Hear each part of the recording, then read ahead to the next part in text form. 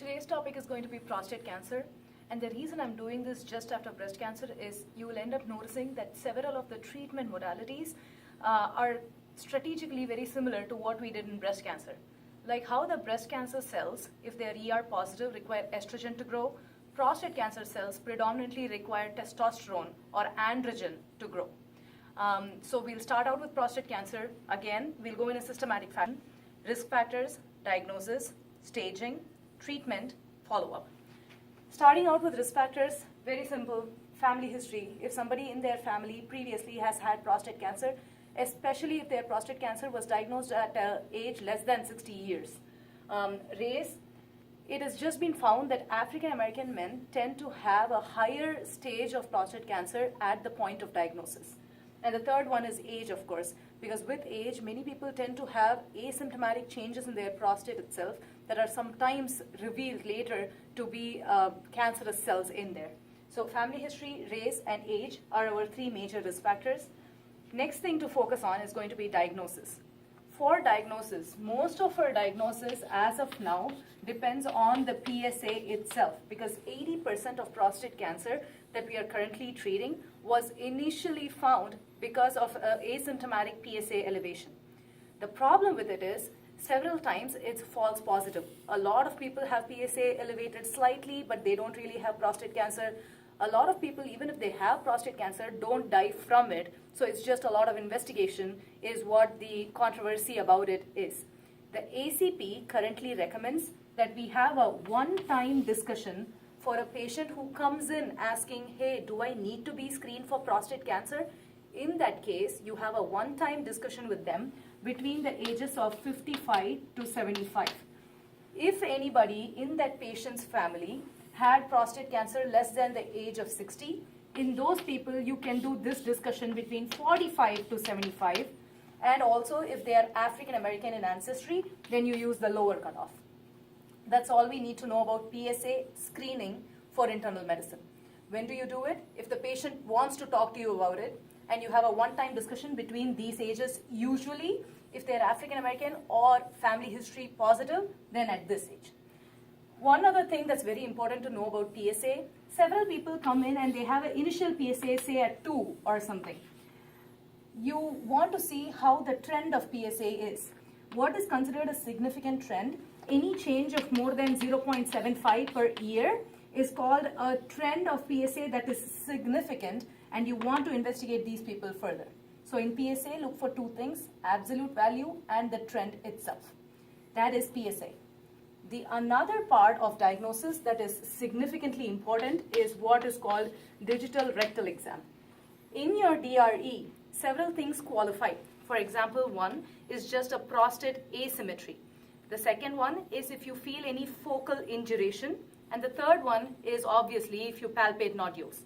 All these people, if you have no evidence of bacterial prostatitis, end up getting a PSA level and they get referred to get a prostate biopsy itself. So in the digital rectal exam, you palpate any sort of abnormalities, you refer them for a biopsy. Another important point is they say the digital rectal exam, when it's combined with a PSA, you get a better sensitivity and a specificity. The reason being, in case you have a PSA that's elevated, always do a DRE, see if they have any nodules, okay? So these two go hand in hand. This is your basic diagnosis procedures. Once you have these as positive and you refer them for a biopsy, this is basically what gets done. I have a really dummy diagram here. So prostate biopsy is going to be done with the ultrasound that is transrectal. So a transrectal ultrasound is done. This is supposed to be an ultrasound probe. What you're doing is you're visualizing the prostate here. Imagine this is the prostate, okay? Anterior, posterior. What I want to show in this diagram is 10 to 20% of cancers happen in this anterior part. The remaining 80% predominantly happen in this zone, and several times even these peripheral areas. What used to happen previously was that we used to miss these zones, but nowadays, to prevent missing any part of the prostate, we do a very systematic biopsy. The systematic biopsy basically does 6 core samples all across the prostate on this side. So you have six samples here, and the same thing over on the other side. So you have 6 more samples here. Okay, so you have a total of 12 core samples that are taken with every prostate biopsy.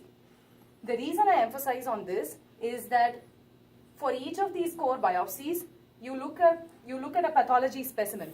You calculate what is called a Gleason score, and this is like super important for us. The Gleason score basically is a score of 0 if it is like very well differentiated. Prostate cancer is usually adenocarcinoma, and this is how your adenomatous cells look. So this is going to be a well differentiated cell which is 0, and if it's like haphazard, if it's like irregular, that's going to be a score of 5, which is poorly differentiated.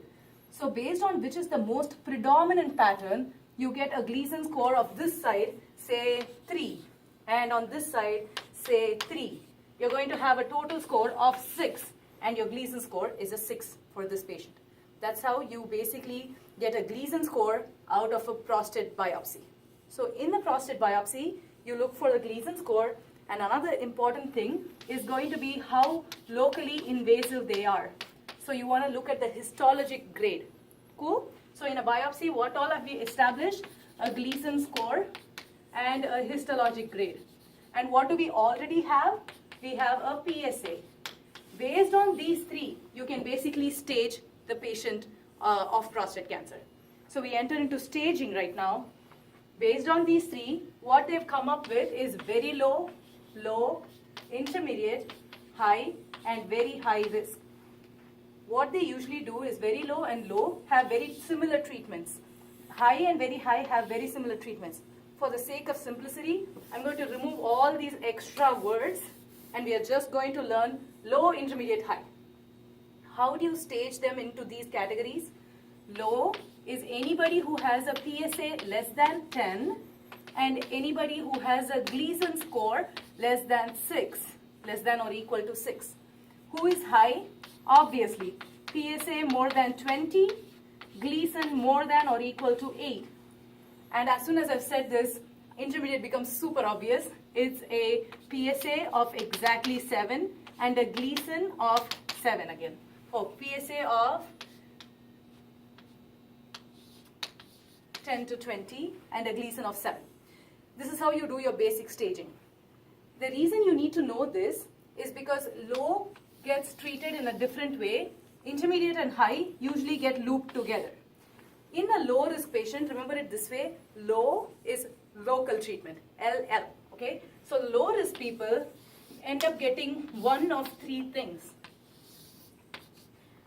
If the low risk patient is somebody who's like very elderly, they already have medical comorbidities and they have poor prognosis at baseline, you just end up doing observation for these people, because treating their prostate cancer is not going to change anything significantly. You're not going to improve their survival by treating the prostate cancer, because something else is going to get them before. The next one is going to be active surveillance. And this is one that we are tested on quite a lot in our mix-up. Active surveillance basically means that these people you expect have at least a life expectancy of 10 more years. So they will survive for some more years. So you want to catch a prostate cancer if they do have it. Except that their prostate, the way it looks right now, it's not so invasive that you have to go right ahead and treat it. So for these people, you do active surveillance, which means you do PSA periodically, you do digital rectal exams periodically, and you do a repeat biopsy. So these are what constitutes active surveillance. So if you see the word observation, they're referring to something completely different compared to what they're referring to when they say active surveillance. Active surveillance is for people who you expect will live for 10 more years, and this is all the stuff you do for these people. Cool? The last one is obviously low risk, get local treatment. So if you feel that they do have some degree of invasion, but they still fall under low risk, you want to do what is called local treatment, which we'll discuss in detail in treatment strategies, which is next. Go. Treatment strategy. First, I'm going to discuss low risk people who get local treatment. I'm going to talk about local treatment therapies first. For somebody where you want to control the initial disease that is present in the prostate itself, imagine this is a prostate and this is a nodule right there, and this is the cancer that you want to treat.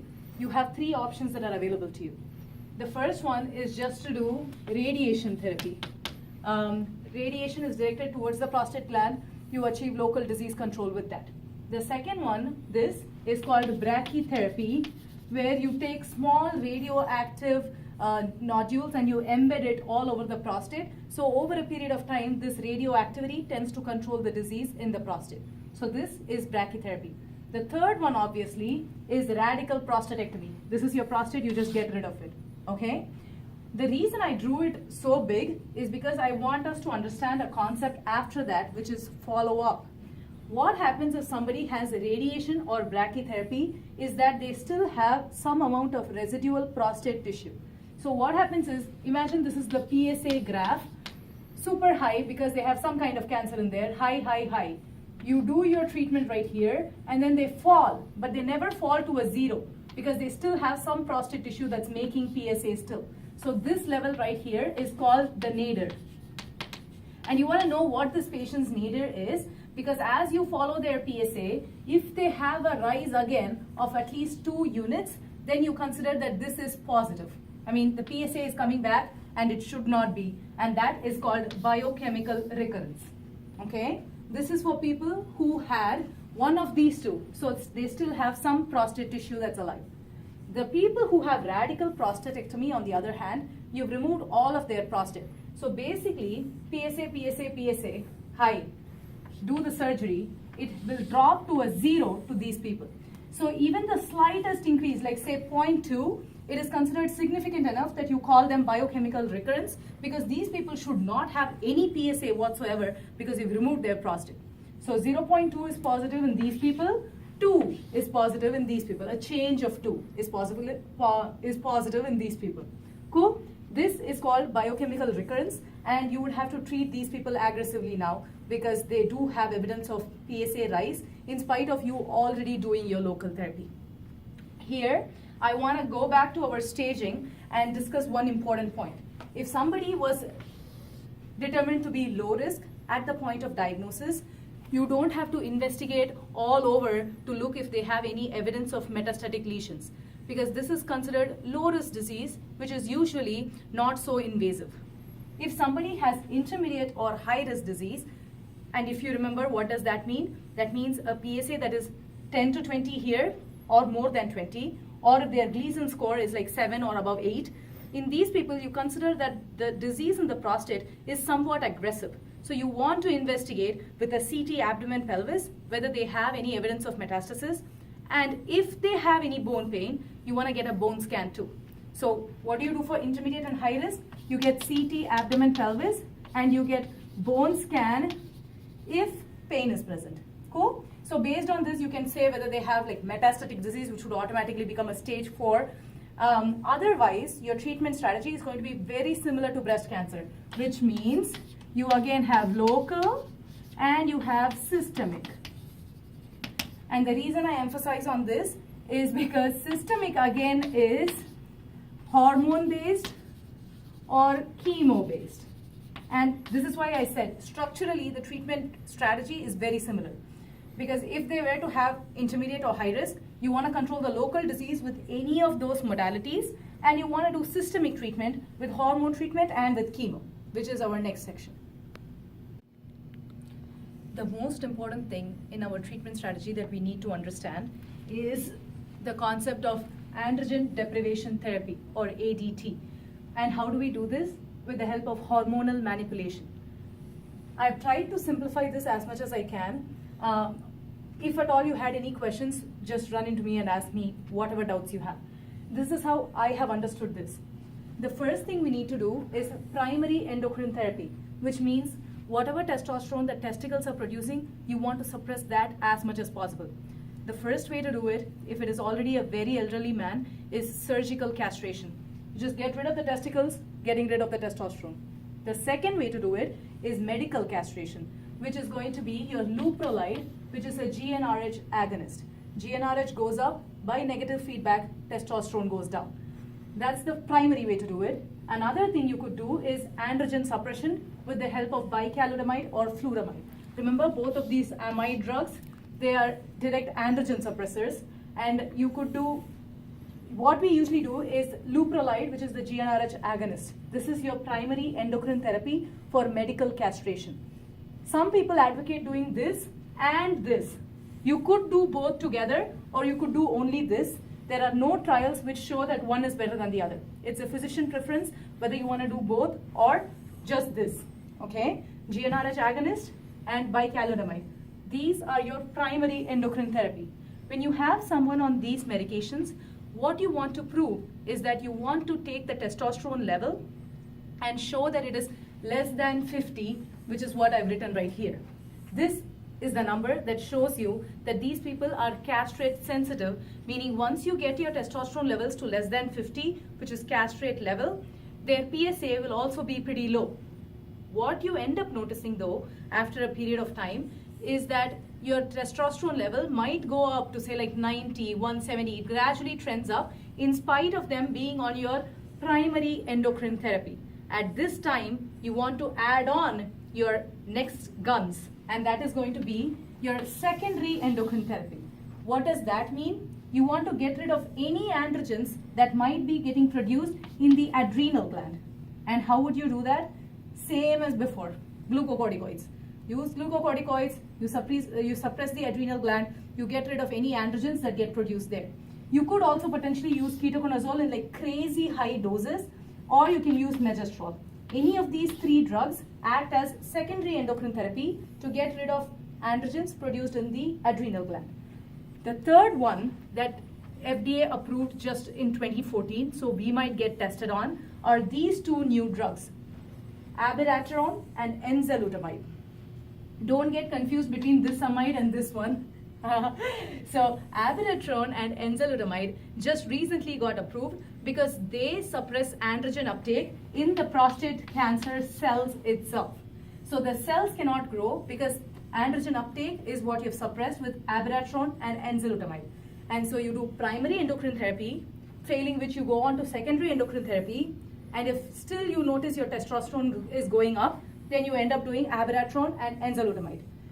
All these are what you have in your bag for hormone manipulation or androgen deprivation therapy.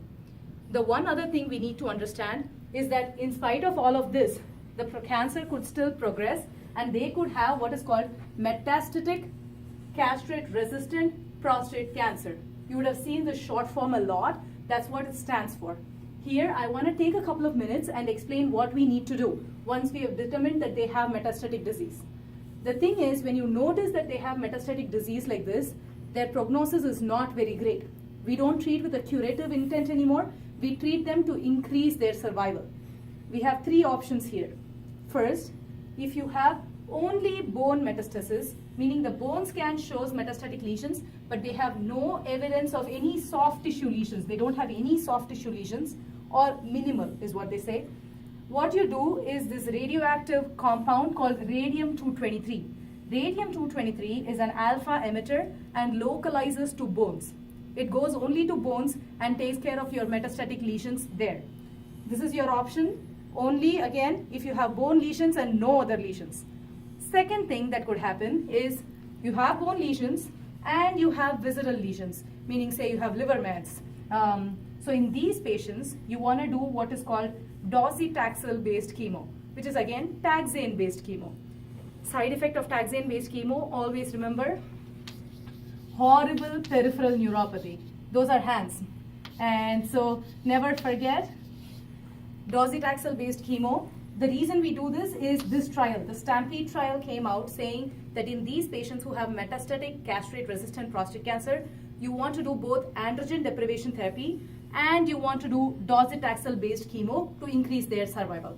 The third one we need to remember, this drug is not used by oncologists too much. We don't see it in our hospital too much, but it is used by urologists a lot.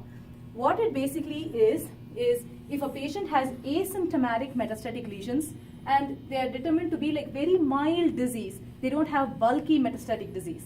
In these people, they qualify for immune therapy, which is sipuleucel T. These are the patients that tell you, I had like a catheter. They usually have tunnel catheters through which they get these sipuleucel trial sessions. And so these patients, what they're referring to is the sipuleucel treatment. So again, remember, our primary modality of treatment is androgen deprivation therapy. In androgen deprivation therapy, an important update that I need to tell you is, you remember how we staged patients into intermediate and high risk? Intermediate risk people get only 4 to 6 months.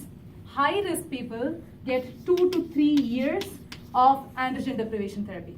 Another important point to understand, if on the exams you anytime see an option called intermittent androgen deprivation therapy, don't select that one.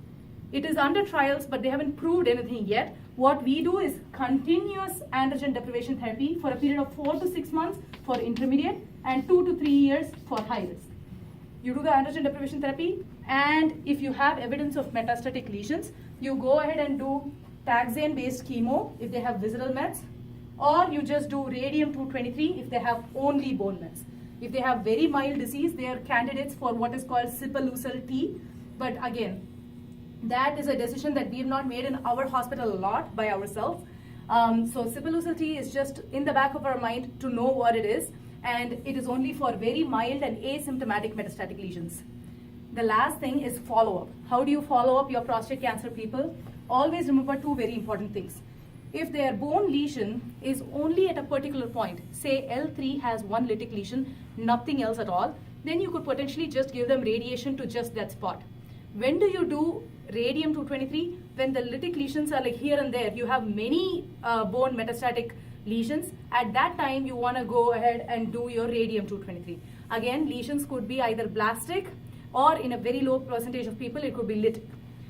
The next point I need to tell you is palliative radiation to patients who have like fractures, severe pain. These people do tend to get palliative radiotherapy to those bone pain areas. Bone strength, most of these people put them on zoledronic acid. Make sure they get DEXA scans every 2 years. Zoledronic acid, any other bisphosphonate is fine. You just want to strengthen their bones as much as we can. Bone strength, palliative radiation. This point I wrote right here to make me remember to mention this. You remember how we, in low and very low risk patients, we did only local therapy, and we discussed how their PSA might go up later. Those people we call biochemical recurrence. Those people also, what do you do as soon as you see biochemical recurrence? You put them on androgen deprivation therapy. Okay? Biochemical recurrence is equal to start ADT. We have a couple of questions on mix-up for this, which is why I wanted to remember to mention.